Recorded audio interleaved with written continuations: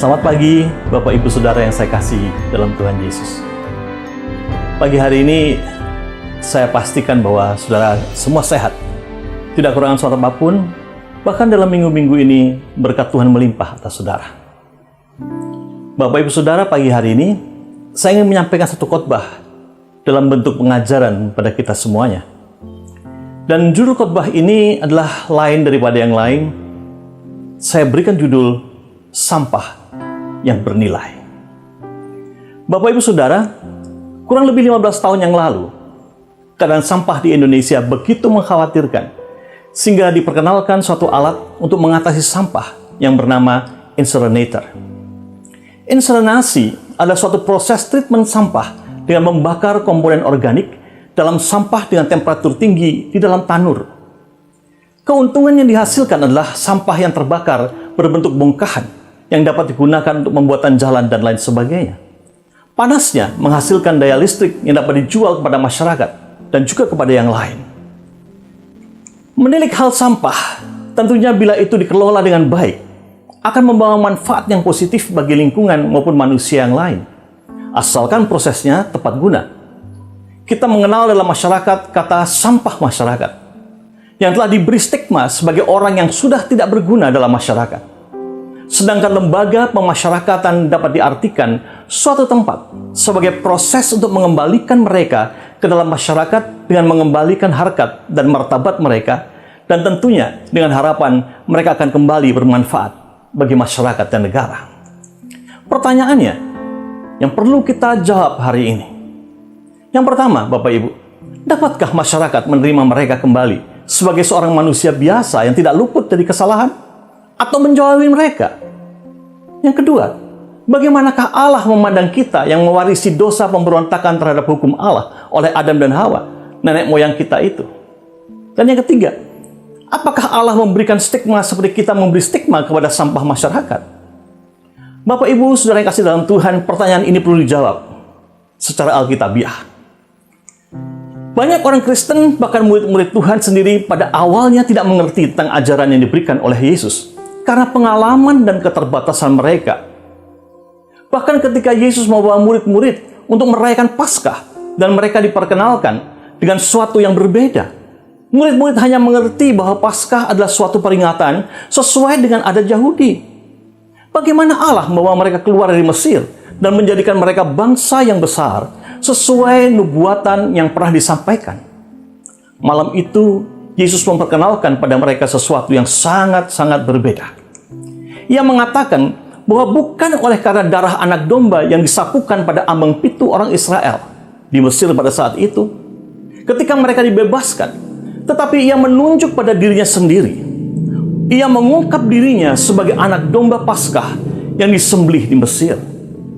Dan hal yang lebih mengejutkan, ketika mereka mendengar Yesus berkata, ketika ia mengangkat cawan dan berkata, "Inilah cawan perjanjian baru yang dimeteraikan oleh darahku." Memecah roti serta membagikan kepada mereka dan berkata, "Inilah tubuhku yang dipecahkan bagimu." Yesus memperkenalkan dirinya sebagai anak domba yang dikorbankan, dan sekaligus memperkenalkan dirinya sebagai perjanjian baru antara Allah dan manusia. Murid-muridnya belum dapat mengerti apa yang ia ajarkan. Baru setelah hari Pentakosta, mereka mulai mengerti apa yang diajarkan Yesus sebelumnya. Bahwa mereka mewakili diri Yesus dalam misinya, tujuannya, tugas penginjilannya, serta membangun kerajaan Allah di atas dunia ini. Saat kita membaca kitab Kisah Para Rasul, baru terlihat di situ bagaimana mereka berkembang dan bertumbuh. Mereka sulit untuk mengerti maksud Yesus karena berada dalam paradigma pemikiran orang Yahudi yang hanya akan menjangkau kaum mereka, yaitu bangsa Yahudi itu sendiri, bangsa pilihan Allah, tanpa memandang pada orang kafir di luar orang Yahudi. Ketika kejatuhan Yudas yang mati karena pengkhianatan Yesus, mereka semuanya, murid-murid Yesus, berdoa untuk meminta penggantinya dari Allah. Dan Allah menunjuk kepada Matias. Tetapi saudara, nama Matias menghilang dari Alkitab. Dan yang muncul justru seorang yang baru yang bernama Paulus. yang menjadi rasul, dan yang mempunyai misi untuk menjangkau orang kafir di luar orang Yahudi. Siapakah Paulus sebenarnya? Seorang pendosa besar, membunuh dan menista orang Kristen. Tetapi Allah merestorasi dia untuk menjadi alatnya. Semoga Allah juga akan merestorasi orang-orang yang menista namanya dan membawa mereka pada jalan Kristus itu sendiri. Saya pribadi sangat kagum akan Allahku di dalam Yesus Kristus. Seperti yang dikatakan Rasul Paulus yang menunjuk kepada Yesus dalam Injil Yohanes 1 ayat 1-4. Pada mulanya adalah firman. Firman itu bersama-sama dengan Allah, dan firman-Nya itu adalah Allah. Ia pada mulanya bersama-sama dengan Allah. Segala sesuatu dijadikan oleh Dia, dan tanpa Dia tidak ada sesuatu pun yang telah jadi dari segala yang dijadikan. Di dalam Dia ada hidup, dan hidup itu adalah terang manusia. Bapak Ibu Saudara yang kasih dalam Tuhan, Yohanes tidak saja melihat Yesus sebagai manusia, tetapi ada sesuatu yang ada di dalamnya yang terhubung dengan Tuhan. Pertanyaannya, siapakah pribadi ilahi yang menyatu dengan kemanusiaan Yesus itu? Hal inilah yang membuat murid-murid mengerti bahwa mereka tidak mungkin dapat memahami Dia maupun perkataannya tanpa mempunyai hubungan yang intim dengan Roh Kudus. Untuk itu Yesus mengajarkan kepada mereka, tanpa Aku, kamu tidak dapat berbuat apa-apa. Hal ini selaras dengan apa yang dikatakan dalam kitab Kejadian pasal yang keempat. Tetapi untuk mendapatkan gambaran yang jelas, saya ajak saudara masuk dalam penciptaan manusia pada pasal yang pertama. Allah berkata, baiklah kita menjadikan manusia menurut gambar dan rupa kita. Kemudian Dia berkata, beranak cuculah dan bertambah banyak. Penuhilah bumi dan taklukkanlah itu. Berarti Allah telah memberikan manusia kapasitas untuk melakukan perintahnya. Ketika Ia berkata beranak cuculah, berarti manusia telah diberi kapasitas untuk produktif. Ketika Ia berkata berkuasa, manusia telah diberikan kapasitas untuk berkuasa. Taklukkanlah, berarti manusia telah diberi kapasitas untuk menaklukkan. Ketika Allah menciptakan Adam, Dia mengambil tanah liat, membentuk dan mengembuskan napasnya ke dalamnya. Manusia diciptakan dari tanah liat, sehingga manusia punya kedekatan dengan dunia ini. Tetapi yang membuat ia berarti adalah ketika Allah mengembuskan nafasnya, sehingga seketika itu juga surga dan bumi menyatu dalam bentuk nyata, yaitu manusia itu sendiri. Untuk itu Yesus yang merupakan Adam yang kedua dan yang terakhir adalah suatu ekspresi keilahian Allah dalam diri Yesus, sehingga dalam Yesus terletak seluruh kepenuhan Allah itu. Mari kita melihat sebentar kepada Adam. Adam punya kapasitas yang penuh untuk membawa pesan ke masa depan, di mana ia adalah pengambil bagian dari sifat ilahi itu untuk berkembang dan berkuasa. Ia telah diciptakan dengan pikiran yang cerdas dan cemerlang, menyatu dengan Allah, karena belum tersentuh oleh dosa dan terpengaruh oleh kejahatan, dan menyandang gambar dan rupa Allah itu. Adam mendapat amanat Allah untuk membangun suatu masyarakat ilahi, tetapi sebelum ia mampu untuk mempraktekkan dan mengaplikasikannya, semua kapasitas yang ada dalam dirinya mengalami kejatuhan. Dia tidak pernah mengalami ekspresi sepenuhnya dari kapasitas yang ada dalam dirinya, dan karena kejatuhannya itu, semua kapasitasnya hancur, berantakan. Inilah yang menggambarkan kondisi manusia pada waktu itu. Ia melanggar perintah Tuhan dengan memakan buah terlarang dan berdosa. Tetapi Tuhan tidak membuang Adam. Dan faktanya, Tuhan tetap membiarkan Adam hidup meskipun ia hidup dalam kejatuhannya. Itu berarti walau ia berdosa, ia tidak sepenuhnya terhilang. Itu juga berarti walau ia dalam keadaan jatuh, masih ada kemungkinan untuk diperbaiki. Pertanyaannya kemudian muncul, mengapa Allah tidak menghancurkan saja dan memulai dengan yang baru? Dengar baik-baik Bapak Ibu, Allah tidak pernah membuang sesuatu pun dari ciptaannya. Meskipun kecemerlangan pikiran Adam ada di dalam kejatuhannya itu, ia tetap punya nilai untuk bisa ditebus. Ketika Allah melihat kepada orang berdosa, walau di dalam kondisi yang telah jatuh, ia masih melihat adanya nilai untuk bisa ditebus. Dan seluruh gagasan Alkitab adalah mengejar nilai yang ada itu untuk ditebus. Allah bisa membuat suatu proses dan masuk ke dalam diri manusia, mengambil nilai yang tersisa untuk ditebus dan menarik dia kepada Kristus. Saudaraku, Tuhan tidak akan menghilangkan kepribadian manusia itu, atau keunikan bakatnya, serta kemampuannya, tetapi menebus dia dari dosa, serta menjadikannya kembali seperti semula. Walau manusia telah jatuh, serta dalam kondisi manusia yang berdosa, mereka tetap masih dapat diselamatkan.